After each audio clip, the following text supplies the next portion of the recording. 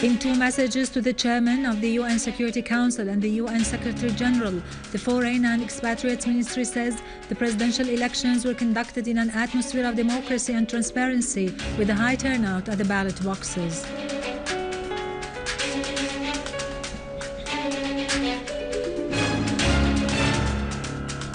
A terrorist blast is reported in Homs, and the Syrian Arab Army units continue their operations in Latakia and Aleppo.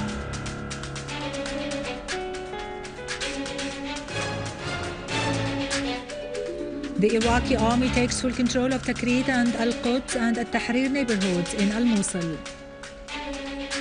Syria condemns the terrorist attacks in Iraq, stressing support for Iraq's government, army and people in combating terrorism.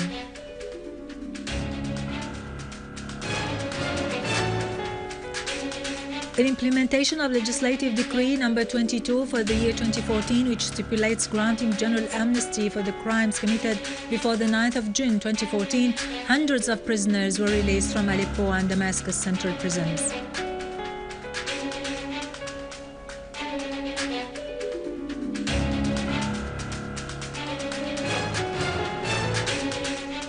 Iran renews its stand in support of Syria against terrorism, calling for a political solution to the crisis.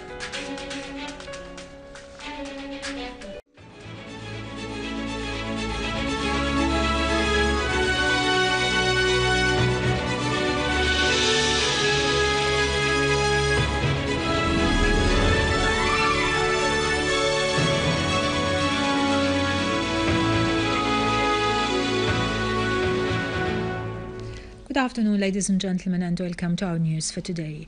The Foreign and Expatriates Ministry has addressed two messages to the chairman of the UN Security Council and the UN Secretary General on the presidential elections in Syria, pointing out that they were conducted in an atmosphere of democracy and transparency with a high turnout that surpassed all expectation.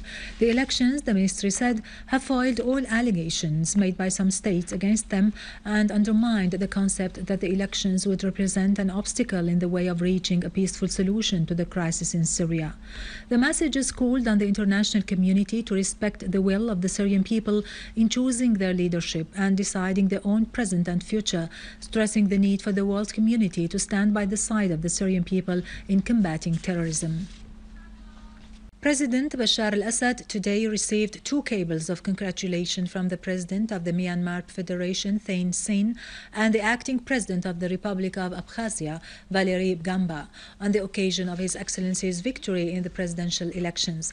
President Thein Sein expressed in the cable his confidence that the friendship and cooperation relations between the two countries would be enhanced in the interest of both peoples in the upcoming years.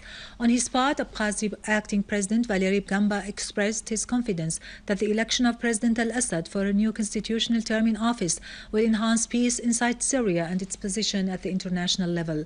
He expressed his interest in establishing friendship and cooperation relations between the two countries.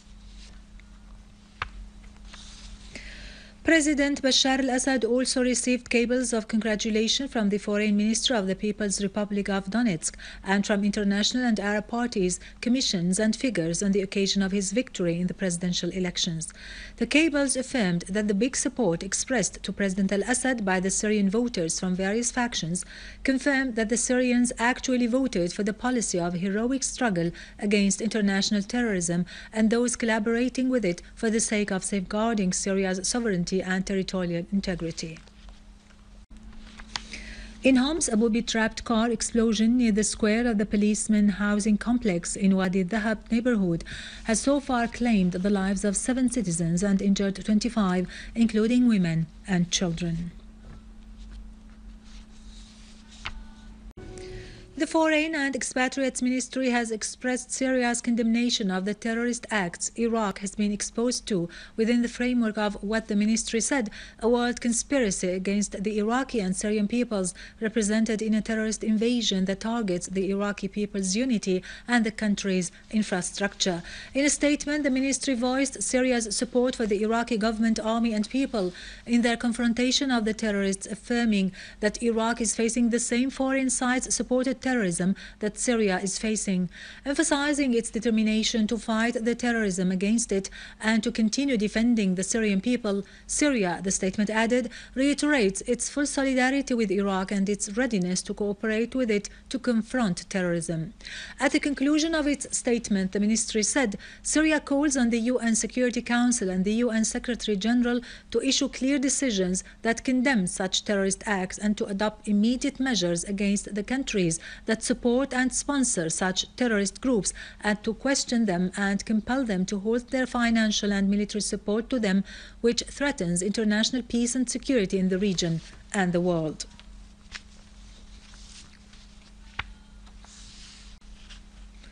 The Islamic State in Iraq and Levant organization had yesterday taken control of the cities of Nineveh and Mosul, causing the deportation of a large number of Iraqi families.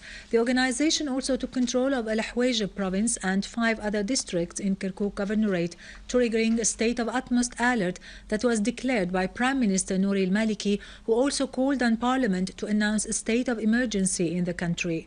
Deep concern over the situation has meanwhile been expressed by UN Secretary General Ban Ki-moon.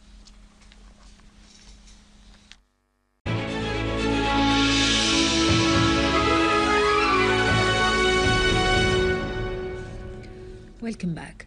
In the governorates of Nineveh, Salah ad-Din and Kirkuk, Iraqi troops continue their strikes against the terrorists of the Islamic State in Iraq and the Levant, taking full control of Tikrit and the neighborhoods of Al-Quds and Al-Tahrir in the city of Al-Mosul. A state of high alert has been declared by the Iraqi clans to defend the country's stability and security against the Islamic State of Iraq and the Levant terrorists. The International Immigration Organization in Iraq has affirmed that more than 500,000 civilians have immigrated from Al-Mosul and the areas surrounding it following the battles that erupted a few days ago and in the wake of the criminal acts perpetrated by the Islamic State of Iraq and the Levant elements against the unarmed civilians.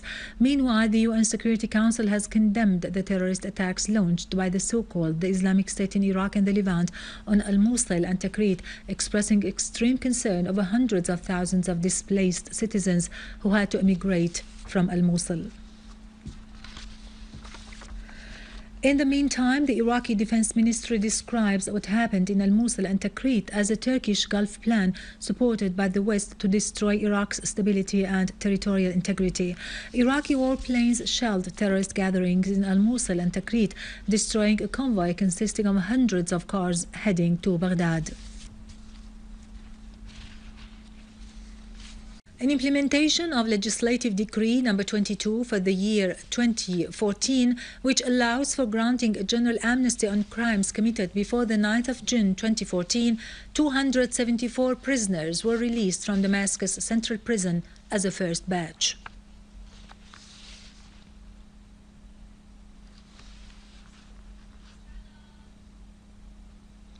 In implementation of Legislative Decree No. 22 for the year 2014, which stipulates granting general amnesty for the crimes committed before the 9th of June 2014, the first batch of prisoners was released from Aleppo Central Prison. Aleppo First Attorney General Ibrahim Hilal confirmed that 300 prisoners were released from Aleppo Central Prison, adding that the decision has been made by 2 judicial committees which closely reviewed the files of the prisoners according to the directives of President Bashar al-Assad. In Aleppo, units of the Syrian Arab Army foiled an infiltration attempt by terrorists into an orphanage in Al-Ramoun and Az-Zahra charity, killing and wounding dozens of terrorists and destroyed an armed vehicle used by them. Syrian Arab Army units also confronted a terrorist attack by armed gunmen in the village of Aziza and the surroundings of the Air Defense Battalion in Azzan, inflicting heavy losses upon them. Units of the Syrian Arab Army targeted terrorist gatherings in Aquaris, Mara, Al-Hawija, Al-Muslimiyya and the Old City in Aleppo, destroying a weapon warehouse full of explosive devices and ammunition in Karm Yassar, in addition to destroying a number of cars in Khan al-Asal, Ard al-Na'na'i and Daret Azza, killing and wounding scores of terrorists. In Daraa, units of the Syrian Arab Army killed and wounded a number of terrorists who are affiliated with the so-called Nahal Battalion in Saida town in Daraa countryside. Syrian Arab Army units also targeted terrorist gatherings east of Zanubia school in the refugees camp in Daraa al-Balad, killing dozens and destroying their criminal equipment.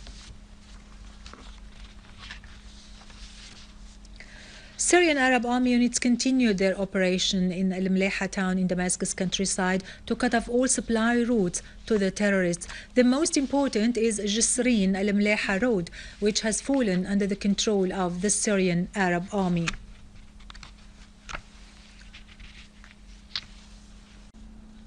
In Aleppo, a unit of the Syrian Arab Army foiled an attempt by armed terrorists to break into the orphanage house in Al-Zahra using a booby-trapped armored vehicle, inflicting heavy losses on them.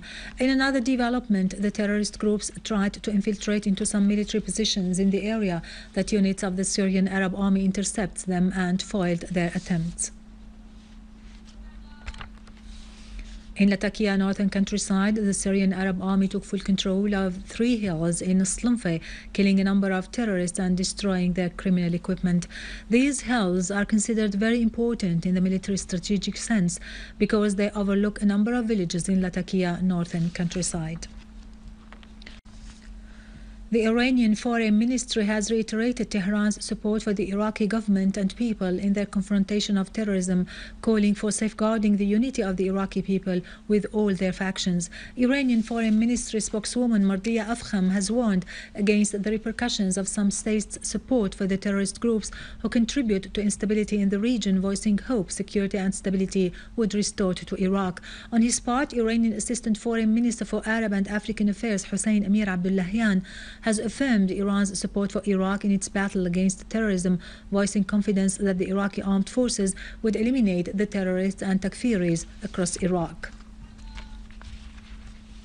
Finally, Russian Foreign Minister Sergei Lavrov stressed the necessity of stopping military operations launched by Kiev authorities southeast of Ukraine and starting a dialogue among all parties. The Russian Foreign Ministry said that Lavrov, during a telephone conversation with his American counterpart John Kerry, pointed out that the government in Kiev should stop all military action and deal with humanitarian issues, in addition to conducting a national dialogue for determining the future of the Ukraine.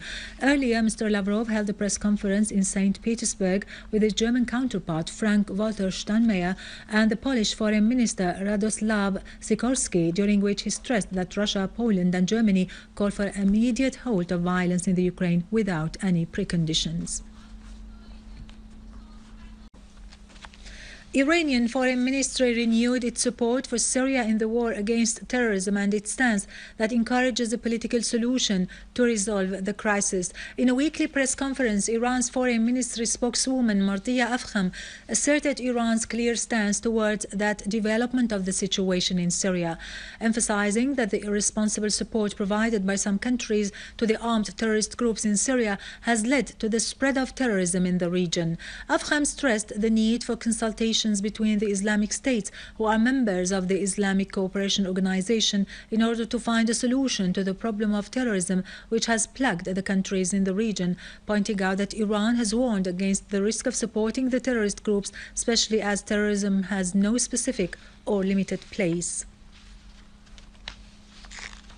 Finally, in a telephone call with the UN Assistant Secretary General and Deputy Emergency Relief Coordinator Valerie Amos, Iranian Assistant Foreign Minister for Arab and African Affairs Hassan Amir Abdullahian discussed the issue of providing humanitarian assistance to Syria and the necessity of coordination in this respect.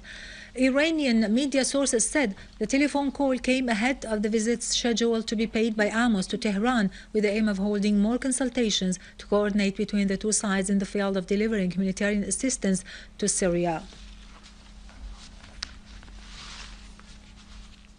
With this, we end our news for today. Thank you for watching. For more details about Syria and the region and to view this bulletin again, you can always visit our website in English, syriaonline.sy. Now to latest business and market news with Vani Gunjan, but after a short break.